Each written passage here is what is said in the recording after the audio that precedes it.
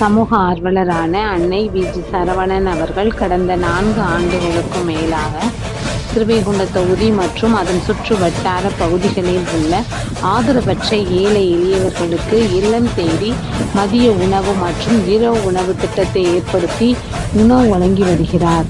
இந்நிலையில் தமிழக வெற்றிக் கழகத்தின் ஐம்பெரும் கொள்கை தலைவர்களுள் ஒருவரான சமூக ஆர்வலர் அஞ்சலை அம்மாளை கொள்கை தலைவராக அறிவித்ததன் ஏற்பால் தமிழக வெற்றிக் கழகத்துடன் இணைந்து தமிழக வெற்றிக் கழக தலைவர் தளபதி திரு விஜய் அவர்களின் ஆசியுடன் கழக பொதுச் செயலாளர் அண்ணன் புசியன் ஆனந்த் அவர்களின் வழிகாட்டுதலின்படியும் 15/10/2025 அன்று 1219வது நாளாக ஏரல், உண்டியலூர், ஸ்ரீவைகுண்டம், கோட்டைக்காடு மற்றும் கீழமங்கலக்குறிச்சி அதன் சுற்று வட்டார பகுதிகளில் உள்ள 161 ஆதரவற்ற ஏழை எளியவர்களுக்கு தமிழக வெற்றிக் கழகம் தூத்துக்குடி மேற்கு மாவட்டம் சமூக ஆர்வலரான அன்னை வி.ஜி. சரவணன் அவர்களின் சார்பில் மதிய உணவாக முட்டையுடன் கூடிய காரக்குழம்பு சாப்பாடு வழங்கப்பட்டது.